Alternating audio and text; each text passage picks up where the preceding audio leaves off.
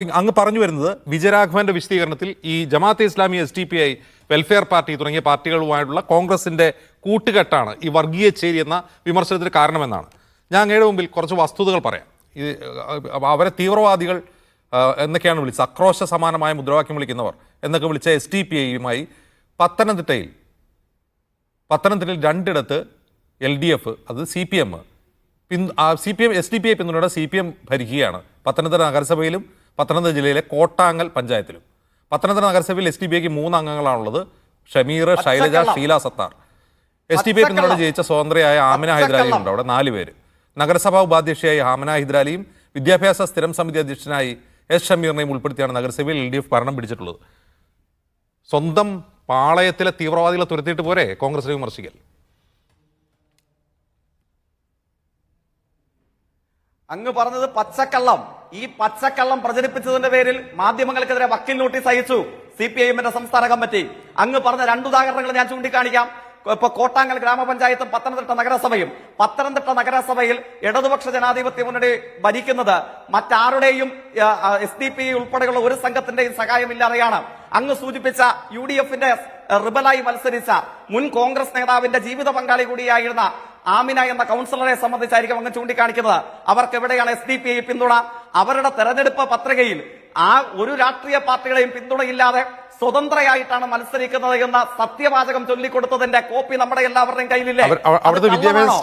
കള്ളമാണെന്ന് media ചോദിക്കട്ടെ, അവർ സ്വതന്ത്രയാണ്, ഞാൻ സ്വതന്ത്രയാണെന്ന് പറഞ്ഞിട്ട് വിദ്യാഭ്യാസ സ്ഥിരം സമിതി അധ്യക്ഷനാരാണ് S ഷമീർ. അങ്ങേക്കറിയില്ലേ, ഗ്രാമപഞ്ചായത്തിലും നഗരസഭയിലും കോർപ്പറേഷനിലും ഒക്കെ എല്ലാ സ്ഥിരസമിതി അധ്യക്ഷന്മാരെയും ഭരണസമിതി അല്ലെങ്കിൽ ഭരണസമിതിയുടെ രാഷ്ട്രീയ പാർട്ടിക്ക് മാത്രം കിട്ടുമോ?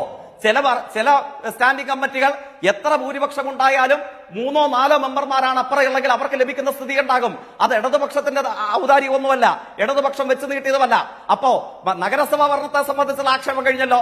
ആമിന സ്വതന്ത്രയായിട്ടാണ് മത്സരിച്ചത്, ഒരാളുടെയും പിന്തുണയുണ്ടായിരുന്നില്ല. അങ്ങനെയാണെങ്കിൽ പാലക്കാട് വിജയിച്ച UDFന്റെ MLA SDPI പിന്തുണയുള്ള UDFകാരൻ എന്നങ്ങ് വിശേഷിപ്പിക്കുവോ? ആങ്കർ നിഷ്പക്ഷനാണല്ലോ, അങ്ങൊന്ന് വിശേഷിപ്പിച്ച് UDFന്റെ SDPI പിന്തുണ കോട്ടാങ്ങൽ പഞ്ചായത്തിലുണ്ട്, പത്തനംതിട്ട നഗരസഭയിലുമുണ്ട്. ഇനി വേറൊരു കാര്യം, നിങ്ങൾ ഈ പറയുന്ന ജമാഅത്തെ ഇസ്ലാമി തീവ്രവാദികളാണ്, നിങ്ങൾക്ക് വർഗീയവാദികളാണ്, അവരെയാണ് നിങ്ങൾ വർഗീയ ചേരി എന്ന് പറയുന്നത്. ജമാഅത്തെ ഇസ്ലാമിയെ കുറിച്ച് 2006 നിയമസഭാ തെരഞ്ഞെടുപ്പ് കാലത്ത് ഇപ്പോഴത്തെ മുഖ്യമന്ത്രി, അന്നത്തെ CPM സംസ്ഥാന സെക്രട്ടറി പറഞ്ഞൊരു ശബ്ദരേഖ ഒന്ന് കേൾക്കാം. ഒറ്റ നിമിഷം. മുസ്ലിം വിഭാഗത്തിലുള്ള സംഘടനകൾ, ജമാഅത്തെ ഇസ്ലാമിയെ പോലുള്ള ചില സംഘടനകൾ, PDPയെ പോലുള്ള ചിലർ ഞങ്ങളെ സഹായിക്കുന്ന നിലയാണ് ഈ തെരഞ്ഞെടുപ്പിൽ എടുത്തത്. അതിലെ UDF ഒരു പ്രചരണം നടത്താൻ നോക്കി. UDF ചെയ്ത കാര്യം ഞങ്ങൾ ചെയ്തിരിക്കുന്നു എന്ന് പറഞ്ഞുകൊണ്ടായിരുന്നു പ്രചരിപ്പിക്കാൻ നോക്കിയത്. ഈ പിന്തുണ അക്നോളജ് ചെയ്തുകൊണ്ട്, ജമാഅത്തെ ഇസ്ലാമിയുടെ പിന്തുണ അക്നോളജ് ചെയ്തുകൊണ്ട് മുഖ്യമന്ത്രി പിണറായി വിജയൻ, അന്നത്തെ പാർട്ടി സെക്രട്ടറി പറഞ്ഞ വാക്കുകളാണിത്. നിങ്ങൾ ഇപ്പോൾ തീവ്രവാദികളെന്നും വർഗീയവാദികളെന്നും വിളിക്കുന്നവരായിട്ട് അന്ന് കൂട്ടുകൂടി, അത് പരസ്പരം മനസ്സിലാക്കി തന്നെയാണ് കൂട്ടുകൂടിയതെന്നാണ്. നിങ്ങൾ ആരെയാണ് പിന്നെ ഇതിന്റെ പേരിൽ വിമർശിക്കുന്നത്? അപ്പോ SDPIയുടെ പിന്തുണയോടെയുള്ള നഗരസഭാ ഭരണത്തെ കുറിച്ച് ചർച്ച ചെയ്തപ്പോ അങ്ങ് ഉടനെ ഗോൾ പോസ്റ്റ് മാറ്റി ജമാഅത്തെ ഇസ്ലാമി. അല്ല, ഞാൻ നഗരസഭയിലും കോട്ടാങ്ങൽ പഞ്ചായത്തിലും കാര്യത്തിൽ വസ്തുതാപരമായി അതിൽ നിന്ന് പിന്നോട്ടില്ല, അവരുടെ പിന്തുണയോടാണ് നിങ്ങൾ ഭരിക്കുന്നത്.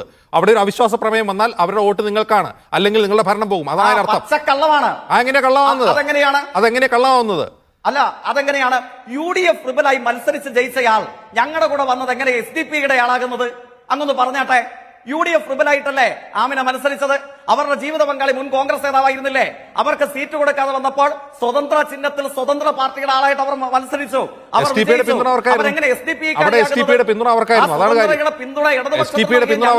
അങ്ങനെയാണ് SDPIയുടെ പിന്തുണയിൽ ജയിച്ച രാഹുൽ ഗാന്ധിക്കെതിരെ ഉയർത്തുന്ന വിമർശനം, ആമിന ഹൈദരാലിക്കെതിരെ ഉയർത്തണം നിങ്ങൾ. ഞാൻ ആവർത്തിച്ച് പറയുന്നു, അവരുടെ വിജയത്തിൽ പരസ്യമായി SDPI ആഹ്ലാദം പ്രകടിപ്പിച്ച് പാലക്കാട് നടത്തിയ പോലെ പ്രകടനം നടത്തിയോ? അവരുടെ വോട്ട് കൊടുത്തു. അവർ പരസ്യമായി പിന്തുണച്ച് വോട്ട് കൊടുത്ത് ജയിപ്പിച്ചതാണ് അവരെ. അവരുടെ ഈ രാഹുൽ ഗാന്ധിയെ എങ്ങനെയാണോ പിന്തുണച്ചത്, അതുപോലെ ആമിന ഹൈദരാലിയെയും SDPI പരസ്യമായി പിന്തുണച്ച് വോട്ട് കൊടുത്ത് ജയിപ്പിച്ചു. നിങ്ങൾ ആമിന ഹൈദരാലിയെയും രാഹുൽ ഗാന്ധിയെ വിമർശിക്കുന്ന പോലെ വിമർശിക്കുക അങ്ങനെയാണെങ്കിൽ.